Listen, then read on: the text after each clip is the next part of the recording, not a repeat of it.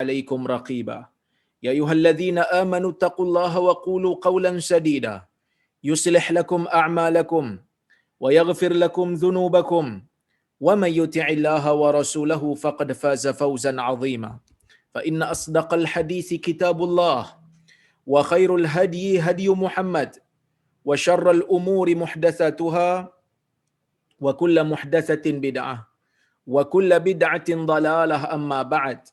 Muslimin dan muslimat yang dirahmati oleh Allah Subhanahu wa taala sekalian. Alhamdulillah, pada malam ini kita dapat bersama-sama berhimpun di dalam bilik kuliah secara maya ini untuk kita sambung semula perbincangan kita, kuliah kita berkaitan dengan kitab Al-Hadiyun Nabawi fir Raqaiq ataupun petunjuk nabawi di dalam pelembutan jiwa. Insya-Allah hari ini kita nak bincang hadis yang ke-13.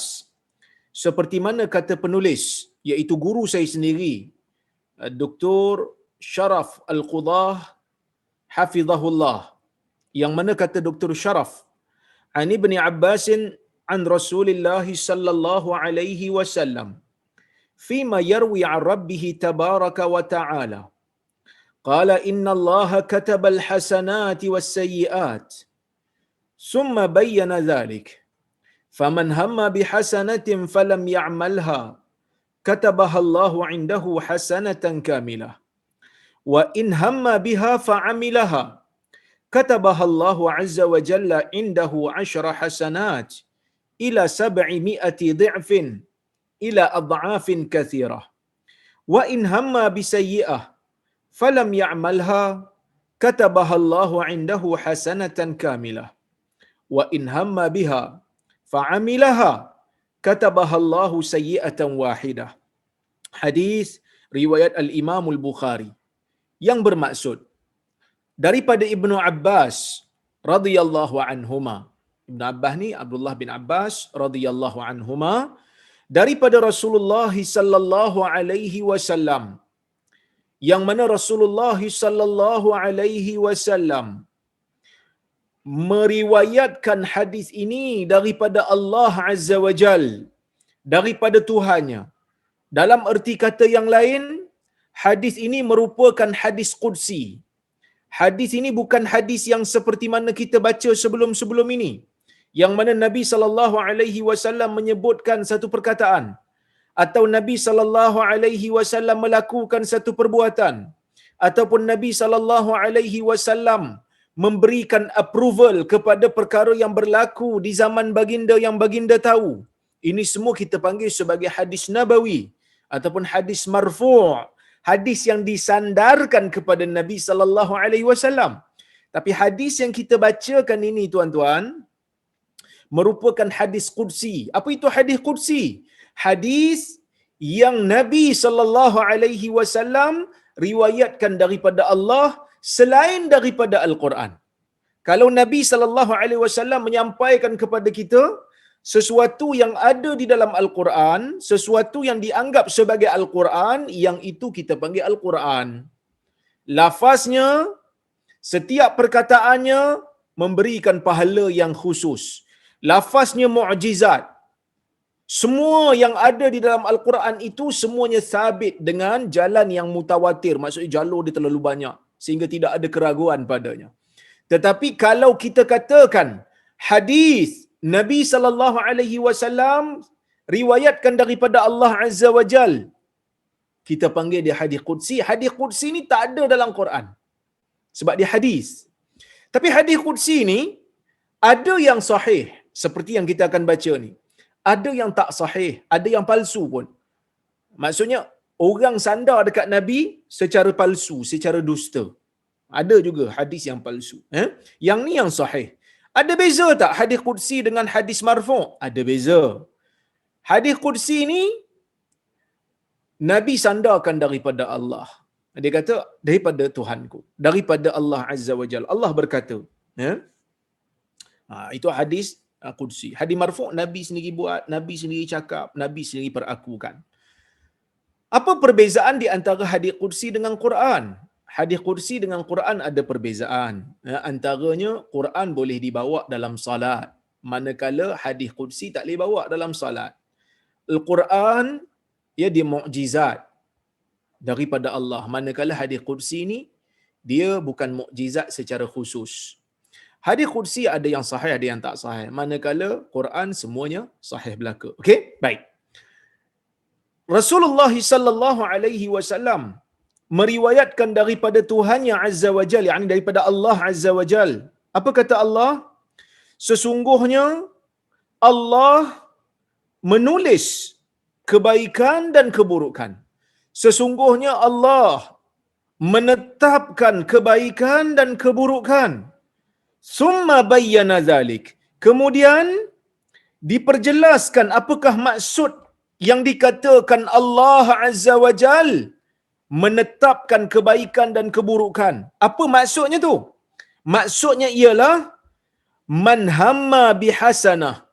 Sesiapa yang berniat nak melakukan satu kebaikan, falam ya'malha, kemudian dia tidak melakukan kebaikan tersebut, katabahallahu indahu hasanatan kamilah. Allah Azza wa Jal akan menulis di sisinya satu kebaikan yang sempurna. Wa in hamma biha fa'amilaha, kalau dia niat nak buat satu kebaikan, fa'amilaha, kemudian dia buat, katabahallahu azza wa jalla indahu 10 hasanat. Allah Ta'ala akan menuliskan di sisinya 10 pahala, ila 700 dhi'fin ila ad'afin kathirah.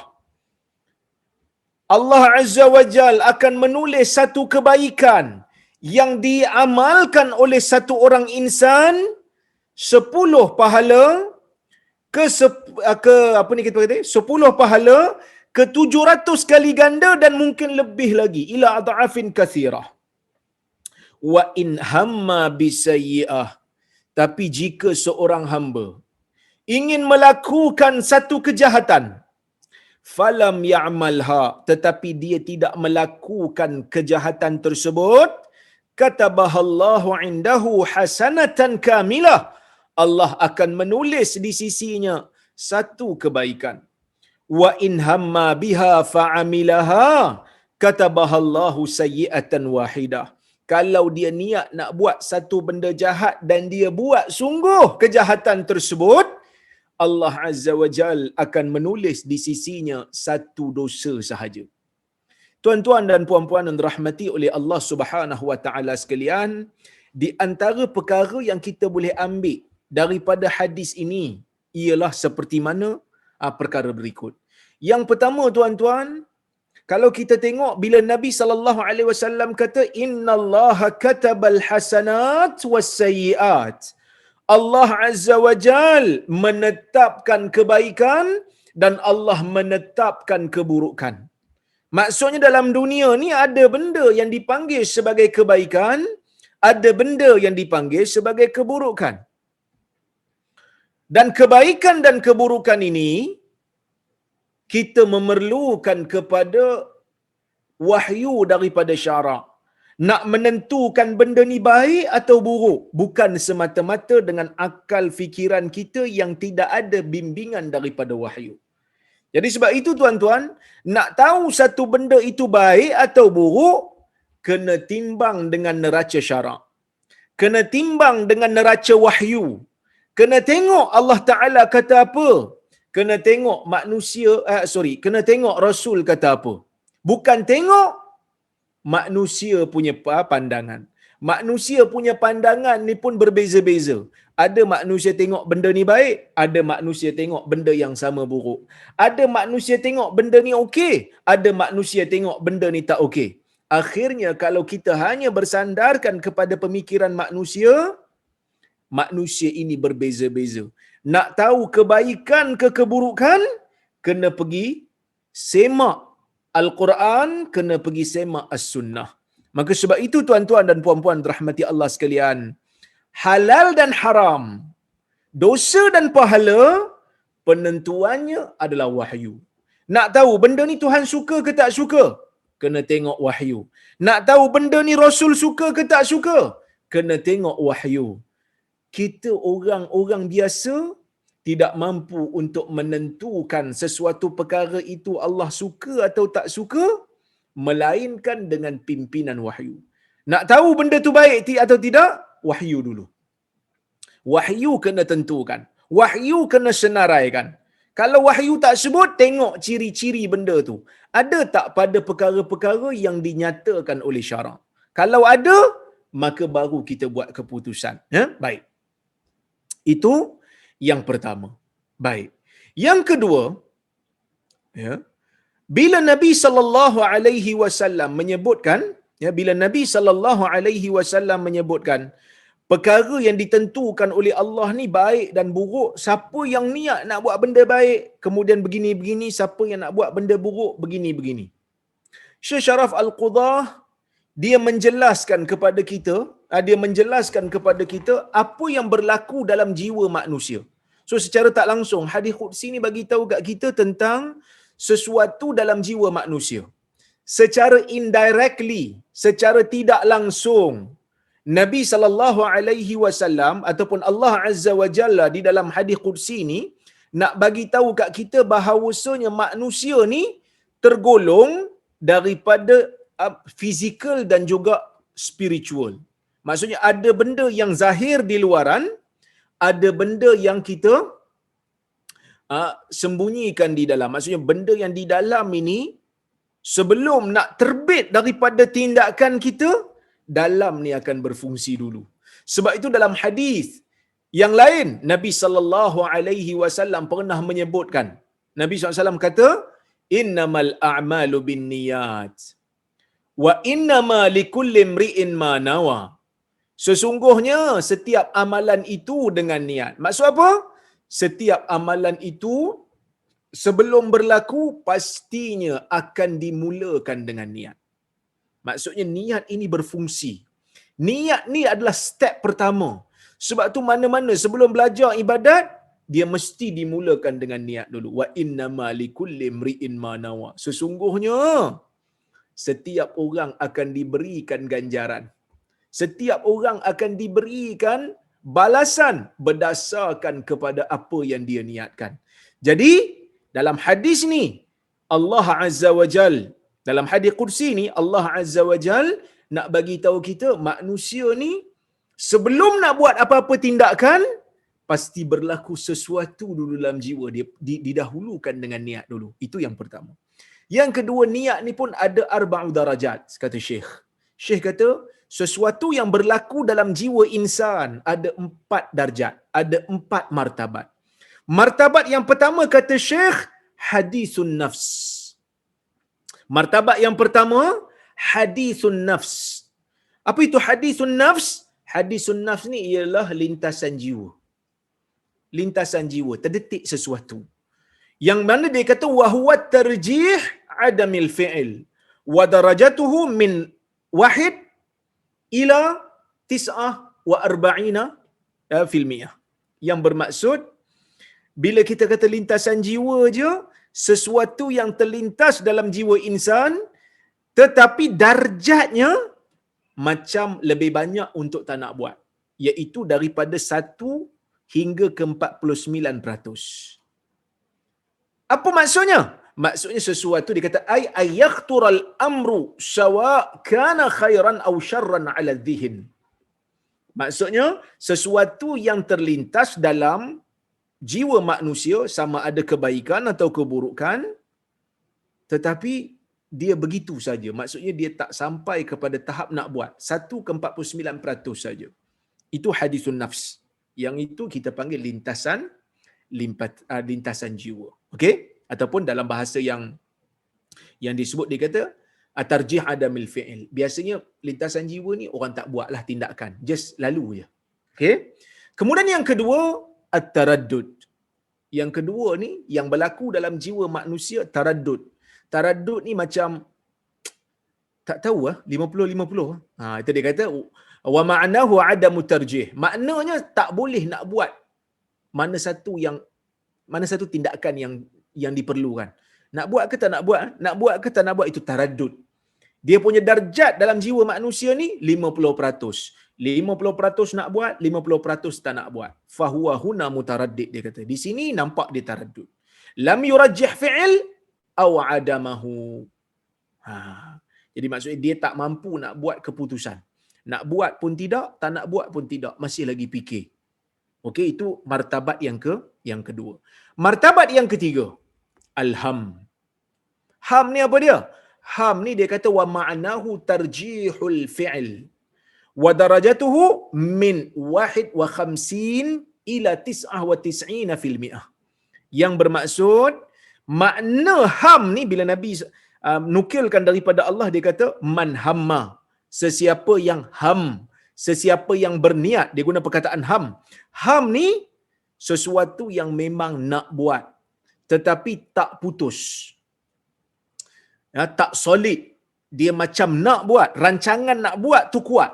Daripada 51% ke 99%. Yang tu dipanggil ham. Yang keempat dipanggil azam. Azam tu at-tasmim 'ala al-fi'il wa darajatuhu 100%. Yang bermaksud azam tu apa dia? Dia memang betul-betul nak buat. Memang betul-betul tekad, kata orang Melayu ni, tekad nak buat, 100% nak buat. Okey, inilah yang berlaku dalam jiwa manusia. Ya? Baik. Kemudian tuan-tuan dan puan-puan rahmati Allah Subhanahu wa taala sekalian. Yang dimaksudkan bila Allah Azza wa Jal mengatakan Allah akan berikan ganjaran kepada orang yang niat nak buat benda baik. Yang mana satu ni? Pastinya darjat yang pertama dan kedua tadi, iaitu hadithun nafs, sesuatu cakap-cakap dalam jiwa tapi kita tak ready pun nak buat, ataupun taraddud, nak buat ke tak nak buat, ya, dua-dua ni tak masuk. Tak masuk dalam perkara yang boleh memungkinkan seseorang untuk mendapatkan pahala daripada Allah Azza wa Jal. Habis itu yang mana yang dapat pahala ni? Nombor 3 dan nombor 4. Siapa-siapa yang dapat niat dia memang betul-betul nak buat 100%, ataupun dia ni rancang betul-betul yang nak buat daripada 51% ke 99%, maksudnya dia ni memang akan dapat pahala kalau dia niat nak buat benda yang baik. Ya, dia nak buat benda yang baik. Jadi tuan-tuan dan puan-puan rahmati oleh Allah Subhanahu wa taala sekalian, ini perkara yang kita tengok disebutkan oleh Syekh. Baik. Adapun Syekh menyebut satu perkara, dia kata azam ni pula. Ya. Sebelum nak sebut pasal azam, ya, tentang ham.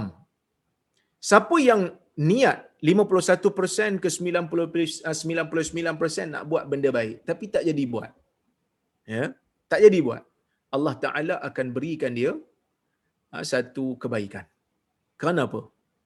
Kerana dalam Islam ni tuan-tuan, seolah-olah hadis ni nak bagi tahu kepada kita semata-mata niat nak buat benda baik pun bermanfaat. Supaya kita orang Islam ni berusaha untuk memperbaiki jiwa, rancangan itu rancangan yang baik-baik belaka. Tak ada langsung rancangan nak buat benda yang jahat. Kalau terdetik nak buat benda jahat sekalipun, tak jadi buat, batalkan pun kita akan dapat pahala.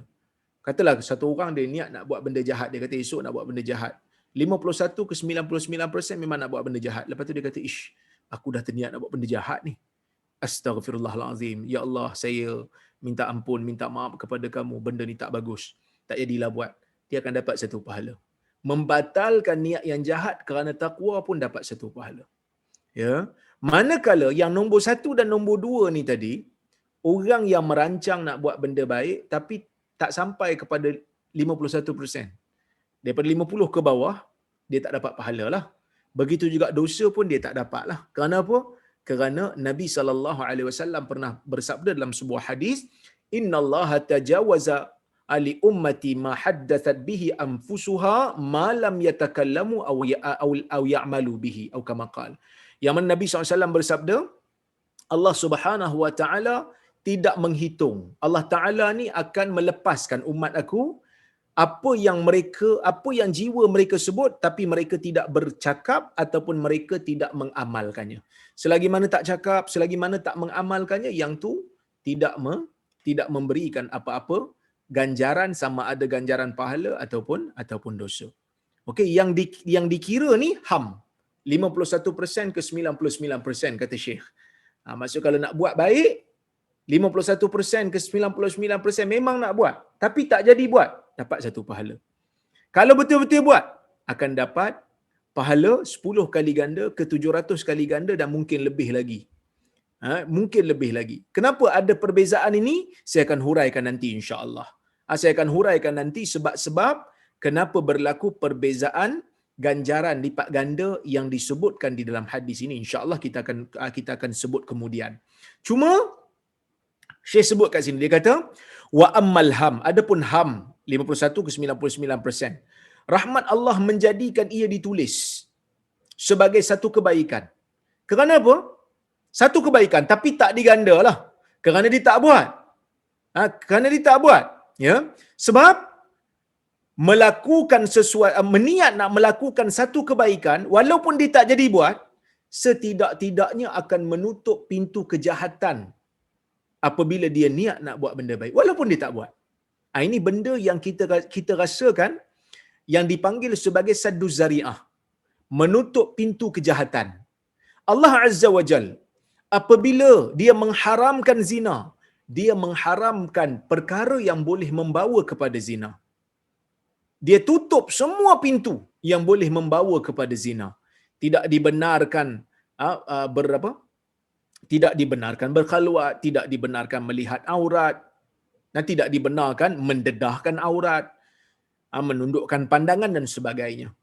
Maka sebab itu ini dipanggil sebagai sadduz zari'ah, menutup jalan yang boleh membawa kepada perkara yang haram. Jadi kalau contoh macam orang nak buat benda jahat, nak buat benda jahat ni, apa yang akan bermula sebelum nak buat benda jahat? Niatlah. Kerana dalam jiwa manusia ni ada macam-macam perkara yang manusia itu niatkan. Jadi kalaulah kata Islam memberikan ganjaran kepada orang yang niat nak buat benda baik, walaupun dia tak nak buat, tapi dalam jiwa dia tu macam hampir-hampir nak buat, paling tidak pada waktu akan datang satu kebaikan telah diisi. Satu kebaikan telah diisi dan menutup pintu kejahatan. Kerana orang yang rancang nak buat benda baik esok, setiap masa nak buat benda baik, dia rancang esok saya nak buat ni, saya nak buat ni, saya nak buat ni, saya nak buat ni benda baik. Maka benda yang jahat dia tak sempat nak rancang. Benda yang jahat dia tak sempat nak rancang, maka dia tak sempat nak buat kejahatan. Seolah-olah ini merupakan sadduz zari'ah, penutup kepada jalan-jalan kejahatan. Bahkan kalau berlaku niat kejahatan dalam jiwa dia, dia ubah, dia tukar. Kerana dia takut kepada Tuhan, dia tukar rancangannya, pun akan dapat pahala, tuan-tuan. Jadi ini merupakan rahmat Allah Subhanahu wa taala dalam memberikan ganjaran kepada manusia. Apa ganjarannya? Yang pertama, niat nak buat tapi tak buat pun dapat pahala. Niat pun dapat pahala. Cuba terbayangkan begitu besarnya rahmat Allah pada manusia. Yang kedua,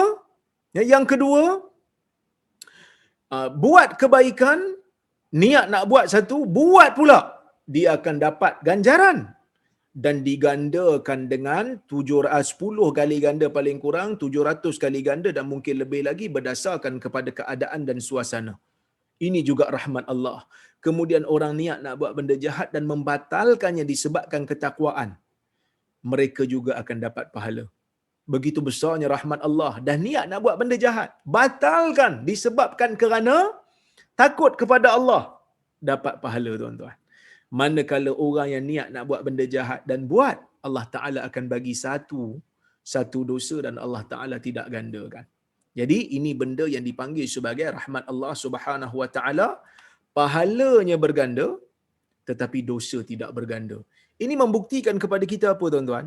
Selain daripada rahmat Allah, ia juga membuktikan kepada kita tentang manusia ni, apabila Allah Azza wa Jal, manusia ni apabila Allah Azza wa Jal mencampakkan dia masuk ke dalam neraka, na'udzubillah, moga Allah jauhkan kita daripada azab neraka. Tapi kalau Allah Ta'ala campakkan satu orang masuk ke dalam neraka, pastinya orang ini memang betul-betul layak untuk masuk. Kenapa saya kata begitu? Kerana, tuan-tuan, kalau kita tengok dalam hadis ni, kita akan dapati begitu banyak pintu kebaikan yang Allah Ta'ala buka, begitu banyak pahala-pahala yang dianggap sebagai harta akhirat yang Allah Ta'ala akan gandakan bagi mereka-mereka yang melakukan kebaikan. Begitu banyak pintu-pintu yang Allah Ta'ala sediakan untuk memadam keburukan dan memadam dosa-dosa yang dilakukan, tetapi tetap ada manusia yang akan dicampak masuk ke dalam neraka, menunjukkan sesuatu yang tidak diganda boleh melebihi sesuatu yang diganda. Pastinya orang ini betul-betul adalah orang yang jahat. Sebab itu tuan-tuan dan puan-puan rahmati Allah sekalian, kalau kita baca di dalam Al-Quran, kita baca di dalam ayat-ayat Allah berkenaan dengan rakaman tentang apa yang berlaku di hari kiamat, Allah Ta'ala rakamkan pada kita, Allah Ta'ala ceritakan kepada kita tentang apa yang bakal berlaku, mereka pastinya tidak pernah, orang yang masuk ke dalam neraka Allah, mereka tak ada pun menyalahkan Allah. Ya Allah, ini kau punya pasal lah ni aku masuk neraka. Tak ada tuan-tuan. Tak ada. Sebaliknya ayat-ayat yang kita jumpa, mereka menyalahkan diri mereka. Mereka minta kepada Allah Subhanahu wa taala supaya Allah Subhanahu wa taala mengembalikan mereka ke dunia untuk mereka beramal soleh semula. Itu yang kita jumpa. Ya, itu yang kita jumpa di dalam Al-Quran, yang mana mereka tak menyalahkan Allah apabila mereka masuk ke dalam neraka. Kerana mereka tahu Allah telah memberikan ganjaran berlipat kali ganda bagi setiap ibadat yang dilakukan. Allah Ta'ala memberikan ganjaran atas niat baik yang nak dilakukan walaupun tak buat. Allah memberikan ganjaran kepada orang yang membatalkan niat jahat kerana takwa kepadanya. Allah Subhanahu wa taala membuka jalan supaya orang-orang yang beribadat, selain daripada mereka mendapat pahala, dosa-dosa kecil juga dicuci dengan perbuatan ibadat yang dilakukan. Begitu juga Allah Ta'ala sediakan pengampunan dosa bagi orang-orang yang melakukan taubat. Maka sebab itu, orang yang masuk ke dalam neraka setelah semua peluang kebaikan yang Allah Ta'ala berikan, pastinya dia ni memang orang jahat betul. Sebab itu Allah Ta'ala kata di dalam Al-Quran, walau tara idhil mujrimuna nakisu ru'usihim 'inda rabbihim rabbana absarna wa sami'na farji'na na'mal salihan inna muqinun. Apabila kamu melihat orang-orang yang jahat itu akan tunduk, orang-orang yang berdosa itu akan menundukkan kepala mereka 'inda rabbihim, di sisi Tuhan mereka. Rabbana, sambil mereka mengatakan Rabbana absarna wa sami'na, wahai Tuhan, kami telah melihat dan kami telah mendengar. Farji'na, kembalikan kami ke dunia. Na'mal salihah, kami akan beramal saleh. Inna muqinun, sesungguhnya kami sekarang ini adalah orang-orang yang meyakini tentang azab Allah, tentang hari kiamat, tentang dosa dan pahala, tentang syurga dan neraka. Jadi tuan-tuan dan puan-puan rahmati Allah Subhanahu wa taala sekalian, ini merupakan satu pengajaran bagi kita. Satu pengajaran bagi kita untuk kita sedar bahawasanya pintu nak buat kebaikan, pintu nak buat pahala ini begitu banyak terbuka. Dan pintu-pintu nak buat dosa ni begitu kecil. Allah Ta'ala sediakan untuk orang yang betul-betul nak buat dosa. Allah Ta'ala bagi pintu nak buat pahala ni, pintu nak buat kebajikan ni begitu banyak, terluas, terbentang. Begitu terluas terbentang tuan-tuan. Jadi kita sebagai orang mukmin, saya menasihati diri saya dan juga kita semua, kita buat kebaikan banyak-banyaknya. Kerana kebaikan yang kita buat itu akan digandakan. Niat nak buat benda baik itu pun selalu kita ulang-ulang. Kalau kita tak mampu buat pun, paling tidak kita akan dapat pahala ganjaran atas niat baik yang kita nak buat. Ini merupakan rahmat Allah Subhanahu wa taala. Di samping keadilan Allah, Allah bersifat dengan sifat rahmat. Sebab itu saya kata tuan-tuan, rahmat Allah ni terlalu luas, terlalu besar bagi umat dia, terlalu besar bagi makhluk dia, sehingga kan dalam bab niat nak buat dosa pun kalau tak jadi buat, akan dapat ganjaran. Kalau dia batalkan tu kerana dia takwa kepada Allah lah, kan?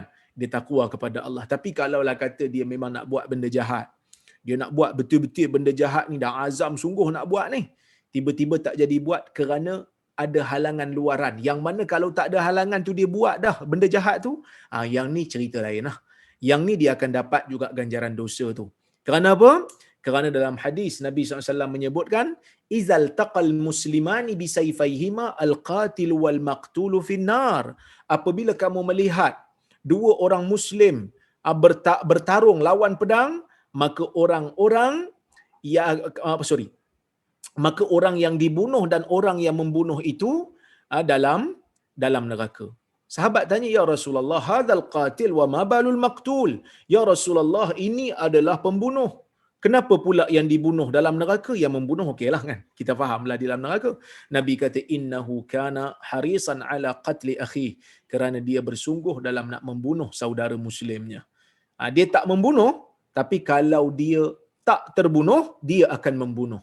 Maka dia tak jadi bunuh tu kerana ada halangan luar, sebaliknya dia telah berusaha betul-betul nak membunuh, maka dia juga akan diberikan ganjaran dosa. Jadi tuan-tuan dan puan-puan dirahmati Allah Subhanahu wa taala sekalian, bagi orang mukmin sepatutnya bersyukur kepada Allah Subhanahu wa taala kerana telah memberikan ruang yang begitu besar kepada orang mukmin ya untuk mendapatkan pahala. Kita sepatutnya kena bersyukur betul-betul kepada Allah kerana Allah telah memberikan kita satu syariat yang luas dalam pengumpulan pahala. Banyak benda kita boleh buat, banyak benda kita boleh mengumpulkan pahala. Baik. Kemudian tuan-tuan dan puan-puan rahmati Allah Subhanahu wa taala sekalian, bila Allah Subhanahu wa taala jelaskan dalam hadis qudsi tadi, siapa yang buat satu kebaikan, niat nak buat dan buat, Allah Taala akan bagi pahala itu digandakan 10 ke 700 kali ganda dan mungkin lebih lagi. Maksud Syekh kata apa? Dia kata, gandaan pahala ini tidak ada had sebenarnya. Fa aqalluha asyratu adhaf. Paling sikit 10 kali ganda. Wala hadda li aktsarih. Tidak ada had yang paling banyak. Yang paling banyak tak ada. Sebab Nabi kata ila adhafin katsirah. Gandaan itu boleh jadi terlalu banyak. Ya, tidak ada had. Kenapa? Kerana sifat pemurahnya Allah Azza wa Jal. Ya. Tapi kita kena tahu juga, dosa ni ada dosa besar dan ada dosa kecil. Siapa yang buat dosa besar akan dapat dia punya dosa tu besarlah. Walaupun satu, Allah Taala akan tulis besar. Begitu juga dosa ni ada dosa kecil. Dosa besar perlu nak diampunkan, perlu taubat. Kalau dengan dosa dengan Allah lah, kalau dosa dengan manusia kena pulangkan balik dan kena minta maaf lah. Kalau dosa kecil, dia akan hilang dengan istighfar, dia akan hilang dengan orang kata apa, perbuatan ibadat-ibadat yang kita lakukan. Baik. Saya sebut tadi tuan-tuan dan puan-puan rahmati Allah sekalian, kenapa Nabi SAW mengatakan gandaan itu berbeza-beza. Ya. Kenapa gandaan itu berbeza-beza? Ada yang 10 kali ganda, ada yang 700 kali ganda, ada yang lebih lagi. Kenapa beza-beza? Apa yang menyebabkan perbezaan itu berlaku? Mungkin satu ibadat yang dilakukan oleh A, ibadat yang sama dilakukan oleh B, tetapi gandaan pahalanya tidak sama. Boleh jadi satu perbuatan yang dilakukan oleh A dan perbuatan yang sama dilakukan oleh A pada waktu yang lain, berbeza pahalanya. Kenapa berbeza? Yang pertama sekali tuan-tuan dan puan-puan rahmati Allah sekalian, yang menyebabkan perbezaan itu adalah yang pertama dari sudut keikhlasan. Kadar keikhlasan itu akan berbeza. Sebab itu Nabi SAW menyebutkan di dalam hadis yang biasa kita dengar, faman kanat hijratuhu ila Allah wa rasulih fahijratuhu ila Allah wa rasulih wa man kanat hijratuhu lidunya yusibuha aw imra'atin yankihuha fahijratuhu ila ma hajara ilaih. Sesiapa yang hijrahnya kerana Allah dan Rasul semata-mata, maka hijrahnya kerana Allah dan Rasul akan dapat pahala komplit. Sesiapa yang hijrahnya kerana dunia yang dia inginkan ataupun kerana perempuan yang dia ingin nikahi, maka hijrahnya akan dihitung berdasarkan kepada apa yang dia niatkan. Kadar keikhlasan inilah yang akan menentukan darjat. Sesiapa yang buat sesuatu kerana Allah dan Rasul semata-mata, pastinya tidak sama dengan orang yang buat sesuatu dengan niat yang bercampur-campur. Dia niat kerana Allah dan Rasul pun ya, tapi campur dengan benda lain sekali, nak habuan dunia. Maka ganjarannya tidak sama di sisi Allah. Maka sebab itu ganjaran berbeza-beza. Yang kedua, tuan-tuan dan puan-puan rahmati Allah Subhanahu wa taala sekalian, perbezaan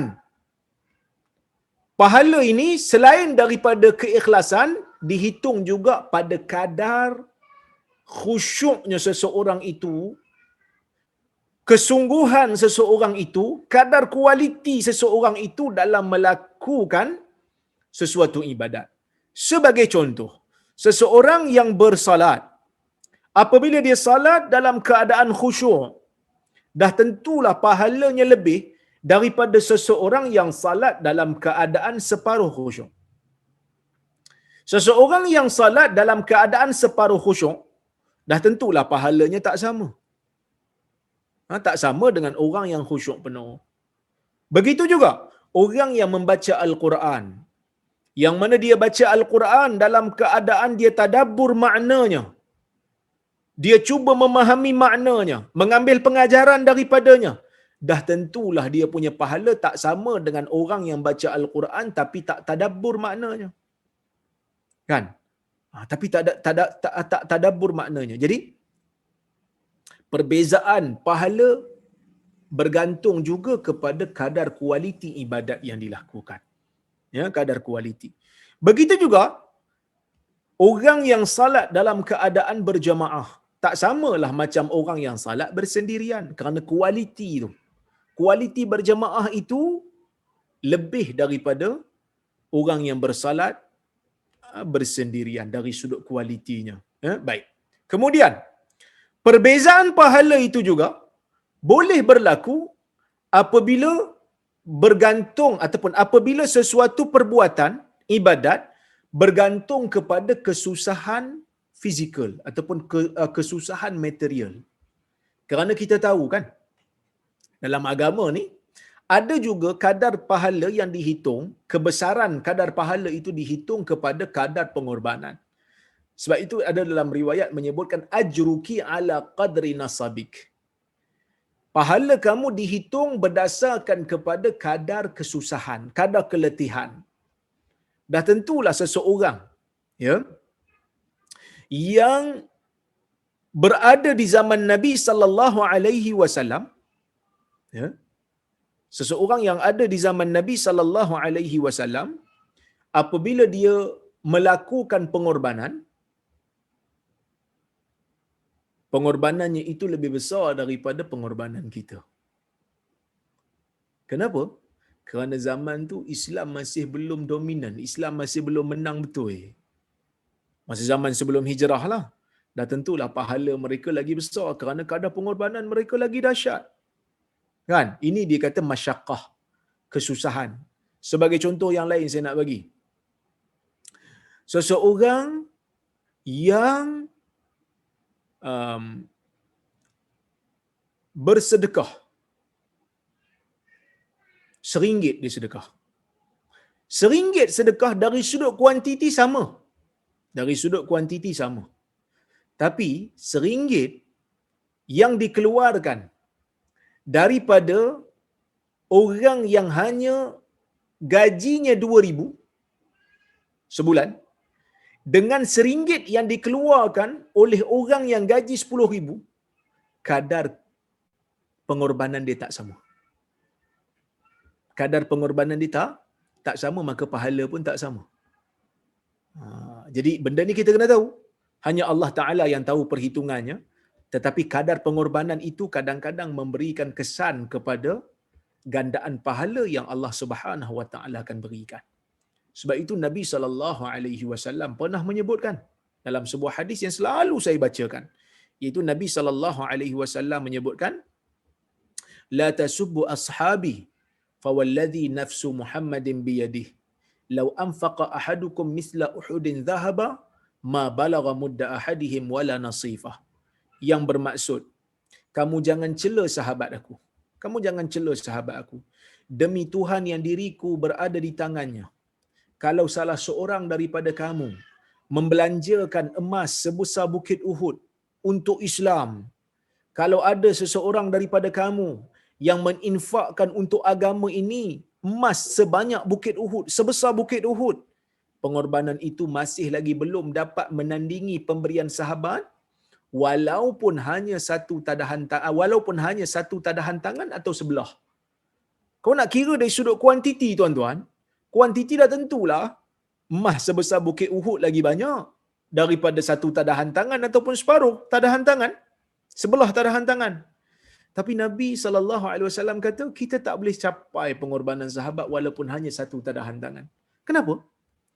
Kerana kadar pengorbanan mereka tak sama dengan kita. Kita pada hari ini kalau kita bagi banyak pun, Islam itu tidak ditindas seperti mana di zaman mereka. Cobaan dan cabaran yang ada di zaman ini tidak sama dengan cobaan dan cabaran yang ada di zaman mereka. Maka oleh kerana itulah, kadar pengorbanan dari sudut fizikal dan spiritual ada kalanya memberikan perbezaan. Ada kala memberikan perbezaan pahala yang dijanjikan ataupun yang ditulis oleh Allah Subhanahu wa taala. Baik. Itu yang keempat. Yang kelima, perbezaan. Perbezaan pahala ataupun perbezaan gandaan pahala ada kalanya ditentukan oleh kesan ketaatan, kesan kebajikan yang kita buat itu pada masyarakat. Selagi mana besar kesannya, maka besarlah pahalanya. Ya. Contoh saya bagi. Syekh bagi. Dia kata, "Faman hawala hidayata insan fahadahu Allah Ta'ala ala yadayhi kana ajruhu a'zam mimman hawala falam yanjah." Yang bermaksud, sesiapa yang berusaha untuk memberikan hidayah kepada seorang insan, kemudian Allah memberikan hidayah kepada insan tersebut di atas tangan orang yang berusaha itu, dah tentulah pahalanya lebih besar daripada orang yang berusaha tapi tak berjaya. Contohlah orang berdakwah kan.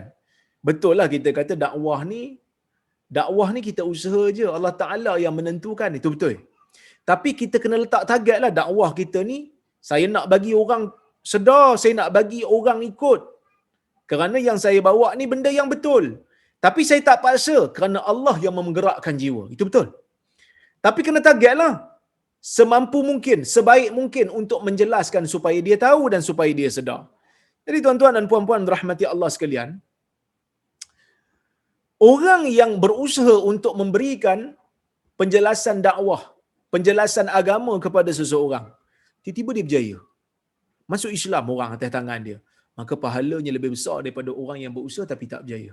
Apa buktinya? Syekh bagi sebuah hadis daripada Sahal bin Sa'ad yang mana Nabi kata, "Fa wallahi la ayyahdiyallahu bika rajulan wahida khairul laka min ayyakuna laka humrun na'am."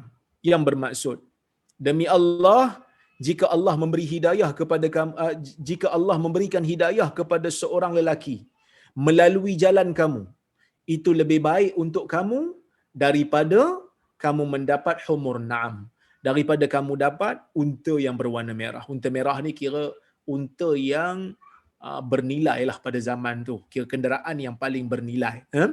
Maka Nabi SAW menyebutkan, lebih baik kita, Allah bagi hidayah melalui jalan kita tu lebih baik daripada kita dapat unta merah. Maksudnya, kita kena pastikan usaha kita memberikan dakwah itu sampai dan diterima. Memang Allah Ta'ala yang menentukan, tetapi kita kena jadikan ia sebagai satu matlamat dan wawasan. Kerana apa tuan-tuan? Kerana pahalanya lebih besar daripada usaha tapi tak berjaya. Ya? Baik.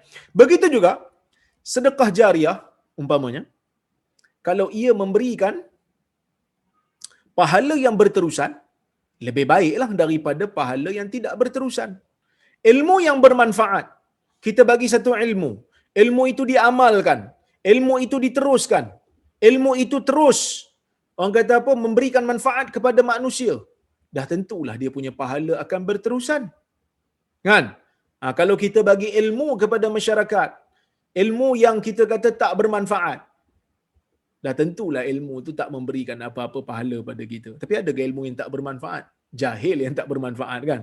Tapi nak kata ilmu yang kita bagi kepada manusia, selagi mana ia berterusan, maka berterusanlah manfaatnya, maka bergandalah pahalanya. bergandalah pahalanya. Kemudian tuan-tuan dan puan-puan rahmati Allah sekalian, gandaan pahala ini juga berbeza disebabkan oleh kerana ibadat yang berbeza-beza. Dah tentulah solat fardu lebih besar pahala daripada solat sunat.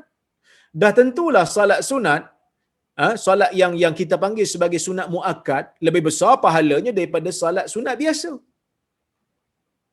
Begitu juga haji yang fardu lebih besar pahalanya daripada haji sunat. Haji sunat ni maksud haji kedua, ketiga dan keempat dan seterusnya lah, haji yang bukan haji Islam. Dah tentulah salat berjemaah lebih besar pahalanya daripada salat bersendirian. Maka jenis ibadat yang dilakukan itu mempengaruhi gandaan pahala yang Allah Ta'ala berikan kepada kita. Jenis ibadat. Okey, itu yang ke-6. Kemudian yang ke-7, tempat di mana ibadat itu dilakukan. Itu juga kadang-kadang memberikan gandaan pahala yang berbeza. Contohnya, salat di Masjid Nabi SAW dah tentulah afdal daripada salat di tempat kita. Salat di Masjidil Haram dah tentulah lebih baik daripada salat di kampung kita. Kerana Nabi SAW menyebutkan salatun fi masjidi hadza khairun min alfi salatin mimma siwah illa al-masjidil haram. Salat di masjid aku ini lebih baik daripada 1000 salat daripada salat di tempat yang lain kecuali Masjidil Haram. Jadi, kalau ikut turutan, Masjidil Haram paling afdal, kemudian Masjid Nabawi, kemudian barulah Masjid Aqsa dan kemudian baru masjid-masjid lain. Kemudian baru masjid-masjid lain. Jadi ini merupakan perkara yang kita kena sedar, perkara yang kita kena faham. Kadang-kadang tempat itu memberikan pengaruh dalam ganjaran pahala. Kemudian tuan-tuan, selain daripada lokasi tempat, masa juga ada kalanya memberikan gandaan pahala yang berbeza-beza. Umpamanya, orang yang beribadat pada waktu yang Allah Subhanahu Wa Taala berikan ganjaran lebih, dah tentulah ganjarannya lebih daripada waktu yang lain. Sebagai contoh, orang yang berpuasa. Orang yang berpuasa sunat lah umpamanya kan. Puasa sunat ni bila-bila pun boleh buat, kecuali pada hari-hari yang dilarang. Itu hari raya, hari tasyrik. Jadi, kalau dia berpuasa pada hari biasa, dia dapat pahala. Tapi ganjarannya tidak sebesar orang yang berpuasa pada hari yang memang digalakkan untuk berpuasa. Sebagai contoh, dia puasa hari Ashura. Sebagai contoh, dia puasa pada hari Arafah. Sebagai contoh, dia puasa pada hari Isnin dan Khamis. Ini pahala puasanya puasa sunat juga. Tetapi puasa sunat pada waktu ini beza dia punya pahala tu kerana pada waktu tu waktu yang Allah Subhanahu Wa Taala berikan ganjaran yang lebih. Berikan ganjaran yang lebih. Sebagai contoh yang lain, Lailatul Qadar. Lailatul Qadar Allah Taala sendiri sebut, "Wa ma adraka ma Lailatul Qadr? Lailatul Qadr khairum min alfi syahr." Kamu tahu tak apa itu malam Al-Qadar? Malam Al-Qadar itu lebih baik di sisi Allah daripada 1000 bulan. Jadi siapa yang beribadat pada malam itu seolah-olah dia telah beribadat lebih daripada 1000 bulan. Bukan dia beribadat selama 1000 bulan, lebih daripada 1000 bulan. Maksudnya apa tuan-tuan dan puan-puan rahmati Allah sekalian? Masa itu masa yang Allah Ta'ala berkati. Masa itu masa yang Allah Ta'ala berikan kelebihan ganjaran. Jadi orang yang beribadat pada malam itu ganjarannya tak sama dengan orang yang beribadat pada malam yang lain. Walaupun ibadatnya sama. Walaupun ibadatnya sama. Yang tu pun salat 20 rakaat tarawih. Yang ni pun salat 20 rakaat tarawih. Yang itu pun berdoa selama setengah jam umpamanya pada waktu malam. Yang ni pun doa setengah jam pada waktu malam. Tapi yang tu dia buat pada malam Al-Qadar. Yang ni dia buat pada malam yang biasa. Maka dia punya ganjaran tak sama. Begitu juga tuan-tuan dan puan-puan rahmati Allah Subhanahu Wa Taala sekalian, seperti mana hari-hari yang baru lepas ni, iaitu 10 hari awal di bulan Zulhijjah, yang mana Nabi sallallahu alaihi wasallam menyebutkan di dalam hadis-hadis ganjarannya begitu banyak. Ganjarannya begitu besar. Nabi kata ma min ayyam al-amalu salih fiha khairun min hadhihi al-ayyam, yakni al-ashr. Tidak ada pun mana-mana hari yang amal saleh padanya lebih baik daripada amal saleh pada hari yang lain, iaitu hari 10. Daripada 1 hingga 9. Daripada 1 hingga 9, kita digalakkan banyak buat amal ibadat. Kerana yang ni dipanggil awal Zulhijjah. Awal Zulhijjah. Jadi waktu itu waktu yang afdal untuk beribadat. Maka dia punya pahala tu lebih lagi daripada yang lain. Oleh kerana tu tuan-tuan dan puan-puan rahmati Allah Subhanahu wa taala sekalian, ganjaran itu berbeza-beza mengikut kepada perbezaan ini. Perbezaan waktu, perbezaan jenis, perbezaan tempat dan sebagainya.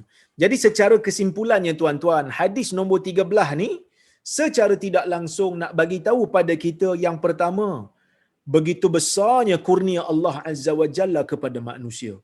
Yang mana ada benda yang dibuat, diberikan ganjaran kalau benda itu benda baik.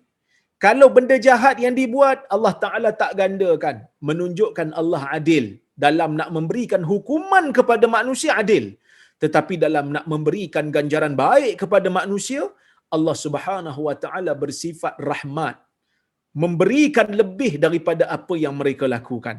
Kemudian tuan-tuan, Allah Subhanahu Wa Ta'ala juga nak menimbulkan perasaan ar-raja. Nak menimbulkan perasaan harap kepada rahmat Allah. Jadi kalau satu orang ni katalah dia nak kembali kepada agama setelah dia jahat, maka dia kena tahu benda ni. Ganjaran-ganjaran pahala yang Allah Ta'ala beri akan dilipat gandakan. Maka tak ada isu lah kalau dia nak rasa saya ni tak sempat kot nak jadi baik. Saya ni tak sempat kot nak jadi baik. Berapa banyak pahala yang saya nak dapat. Saya ni umur dah tua. No. Ganjaran pahala akan diganda. Taubat akan menggugurkan segala dosa.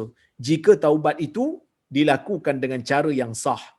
Tuan-tuan dan puan-puan rahmati Allah sekalian juga, di antara pahala juga, di antara faedah juga yang kita boleh ambil daripada hadis ini juga, nak bagi tahu kepada kita tentang perasaan takut kepada azab Allah. Yang mana orang-orang yang buat dosa, Allah Ta'ala akan bagi dosa. Walaupun dia buat baik. Tapi bila mana dia buat satu dosa, Allah Ta'ala sekali-kali tidak mengabaikan dosa itu. Jadi, siapa yang buat dosa, dia kena berhati-hati. Ya? Dia kena berhati-hati. Kemudian tuan-tuan dan puan-puan rahmati Allah sekalian, hadis ni juga secara tidak langsung nak bagi tahu kepada kita tentang bagaimana bagusnya sifat takut kepada Allah. Takut kepada azab Allah. Yang mana takut kepada azab Allah ni diperlukan oleh insan. Kan saya sebut tadi, raja, mengharapkan rahmat Allah. Itu diperlukan. Tapi takut kepada azab Allah pun diperlukan juga. Sebab itu Nabi kata, sebab itu dalam hadis ini Nabi riwayatkan daripada Allah, orang yang niat nak buat benda jahat lepas tu tak jadi buat. Tak jadi buat tu kerana takut pada Allah akan dapat pahala. Jadi takut kepada azab Allah sehingga kita membatalkan perbuatan yang jahat akan memberikan pahala setidak-tidaknya. Akan memberikan pahala. Jadi itu kelebihan takut kepada azab Allah. Dan nak bagi tahu juga kat kita, insan selagi mana dia insan, selagi mana dia manusia, macam mana dia ni nampak baik sekalipun, macam mana dia berlakon dia suci sekalipun, macam mana perkataannya lembut sekalipun, akan ada sisi-sisi yang disembunyikan daripada kita, yang mana kita kena bersedia, dia ni ada kalanya melakukan dosa. Manusia ni ada pahala dan ada dosa. Selagi mana nama manusia yang bukan maksum, kita kena get ready untuk menerima yang dia ni ada kelemahan. Jadi saya sebut ni supaya kita kena berinteraksi dengan insan sekadar dia ni insan. Jangan kita ni bila tengok satu orang nampak baik, kita cuba nak kata dia ni suci daripada dosa. Tak. Manusia ada dosa. Apabila dosa itu dilakukan, maka kita kena kata ia dosa. Apabila dosa itu dilakukan dan jelas ia dosa, siapa pun yang buat, kita kena iktiraf, ni dosa. Ni salah ni. Ni tak betul ini. Kerana manusia ni kadang-kadang bila sampai kepada satu tahap, memuja seseorang tokoh, cuba untuk mensucikan tokoh seolah-olah tidak ada dosa. Ini benda yang tak betul. Yang betul-betul maksum ni Nabi je. Nabi SAW. Selain daripada Nabi, ada kelemahan, ada kesilapan, ada dosa yang dia buat. Maka kita kena bersedia sentiasa, kita kena terima hakikat itu sentiasa.